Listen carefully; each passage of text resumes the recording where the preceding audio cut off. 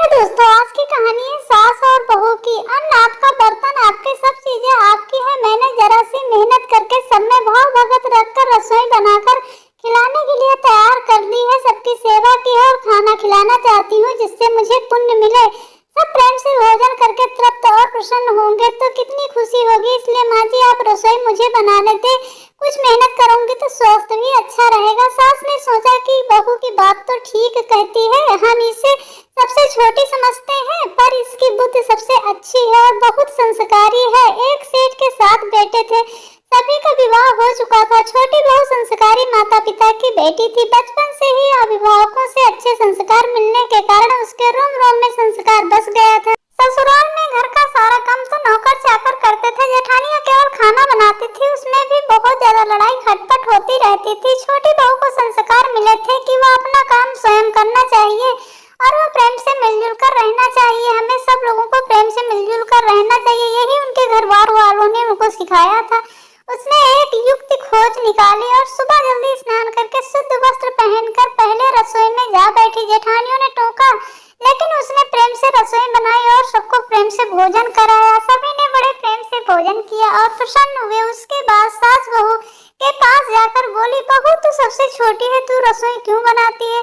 तेरी 6 जेठानियां हैं, वे खाना बनाएंगी। बहू बोली, माँ जी कोई भूखा अतिथि घर आता है तो उसको आप भोजन क्यों कराती हैं? बहू शास्त्रों में लिखा है कि अतिथि भगवान का रूप होता है, भोजन पाकर तृप्त होता है तो भोजन कराने वाले को बड़ा पुण्य मिलता है। माँ जी अतिथि को भोजन कराने से पुण्य होता है तो घर वालों को भोजन कराने से पाप होता है क्या? इसलिए मैं घर वालों को भोजन कराऊंगी और अपने हाथ से खाना बनाऊंगी, सबको खिलाऊंगी। फिर माँ जी अन्न आपका, बर्तन आपके, सब चीजें तो आपकी है। मैंने जरा सा मेहनत करके सब में अच्छी भावना से रसोई बना ली है तो मैं ही सबको खिलाऊंगी ना, कितना अच्छा लगेगा। सब प्रेम से भोजन करके तृप्त प्रसन्न होंगे तो कितनी ज्यादा खुशी मुझे मिलेगी। आप रसोई मुझे बनाने दें, मुझे मेहनत करनी बहुत अच्छी लगती है तो स्वास्थ्य भी अच्छा रहेगा। सास ने सोचा बहू तो ठीक है। सास बहुत ज्यादा खुश हुई कि मेरी छोटी बहू में तो संस्कार कूट कूट कर भरे हैं और बहुत अच्छी है, इसका नेचर बहुत अच्छा है। तुम्हारी उम्र में मेरी उम्र का ज्यादा, मैं जल्दी मर जाऊंगी, अभी पुण्य नहीं करूंगी तो फिर क्या करूंगी? बहू ने सास से कहा। बहू बोली, माँ जी इसमें पुण्य की क्या बात है, या तो घर का काम है। सास बोली, घर का तो काम करने से पाप होता है क्या? जब भूखे व्यक्तियों को, साधुओं को भोजन कराने से पुण्य मिलता है तो क्या घर वालों को भोजन कराने से पाप मिलेगा क्या? कैसी सोच है तुम्हारी लोगों की। सास की बातें सुनकर सभी बहुओं को लगा कि इस बारे में तो उन्होंने कभी सोचा ही नहीं किया। युक्ति बहुत बढ़िया है। जब जो बहू जाग जाती वही रसोई बनाने लगती। पहले जो भाव था कि तू रसोई बना, तू रसोई बना, वैसा सब खत्म हो गया था। जब भाव पैदा हुआ तो 8 बारी बन गई, 2 बार बढ़ गए, 2 लोग और ज्यादा बढ़ गए थे। घर में काम करने में तू कर, तू कर, तू कर, तू कर, काम खत्म हो गया था। इसमें काम बढ़ जाता है और आदमी कम हो जाते हैं, पर मैं करूं, इससे काम हल्का हो जाता है और आदमी बढ़ जाते हैं। छोटी बहू उत्साही थी, सोचा कि अब तो रोटी बनाने में चौथे दिन बारी आती है, फिर क्या किया जाए। घर में गेहूं पीसने की चक्की थी, उसने उसमें गेहूं पीसना शुरू कर दिया। मशीन का आटा गर्म बोरी में भर देने से खराब हो, मशीन के पीसे आटे की रोटियां नहीं अच्छी लगती। माँ जी हाथ से गेहूं पीसने से व्यायाम हो जाता है और बीमारी भी कम होती है। दूसरी रसोई से ज्यादा पुण्य गेहूं पीसने में होता है। सास और जेठानियां सब सुन रही थी, उन्हें लगा कि बहू ठीक कहती है। उन्होंने अपने अपने पतियों से कहा, घर में चक्की ले आओ, हम गेहूं पीसेंगे। रोजाना सभी जेठानियां चक्की में 2-2.5 सेर गेहूं पीसने लगी। इसके बाद छोटी बहू ने देखा घर में जूठे बर्तन मांजने के लिए नौकरानी है, अपने जूठे बर्तन खुद साफ करने चाहिए क्योंकि सब में ईश्वर का वास होता है, दूसरा हमारा जूठा क्यों साफ करे। अगले दिन उसने सब बर्तन मांज दिए। सास बोली, बहू जरा सोचो, बर्तन मांजने से तुम्हारे गहने घिस जाएंगे, कपड़े खराब हो जाएंगे। माँ जी काम जितना छोटा उतना ही उसका महात्म्य ज्यादा होता है। पांडवों के यज्ञ में भगवान श्री कृष्ण ने जूठे पत्थरों को उठाने का काम किया था।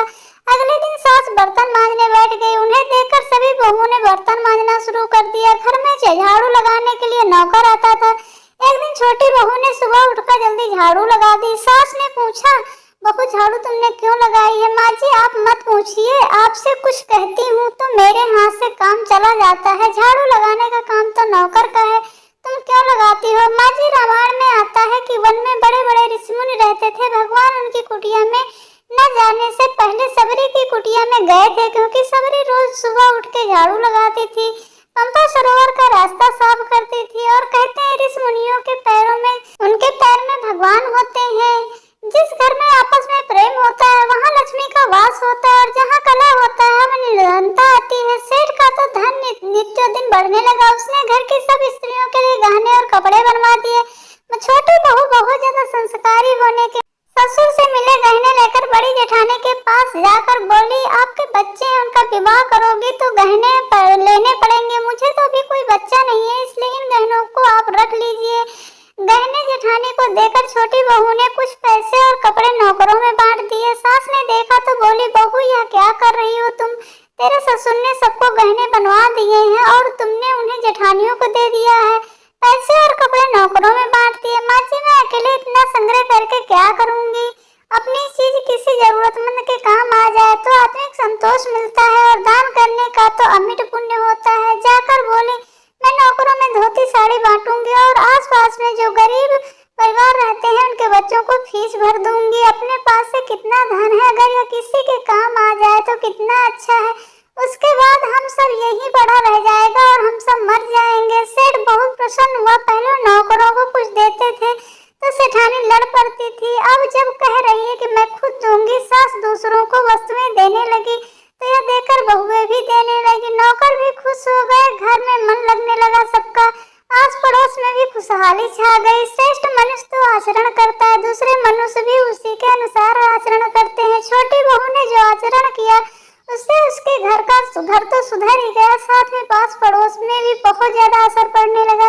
इस तरह बहू को संस्कार से मिली सूझबूझ से उसके घर और साथ साथ अनेक घरों को खुशहाल कर दिया है। और आपको फ्रेंड्स ये कहानी कैसी लगी? अगर अच्छी लगी तो प्लीज कमेंट्स करके हमें बताएं।